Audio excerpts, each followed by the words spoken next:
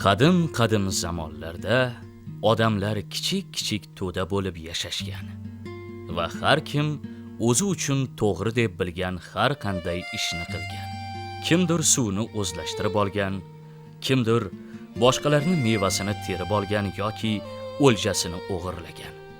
Tartib bo'lmagan va natijada odamlar o'rtasida janjal chiqavergan.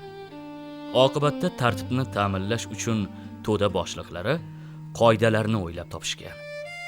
Qoidalar odatda kichik guruh, kichik jamoa yoki bir qishloq uchun amal qilgan va qoidani buzganlik uchun aniq jazo bo'lmagan.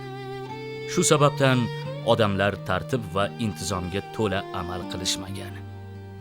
Adolat yo'q joyda nizolar va xavf-xatarlar bo'lishi tabiiy hol edi. Keyinchalik davlat paydo bo'lganidan so'ng qonunlar o'ylab topilgan.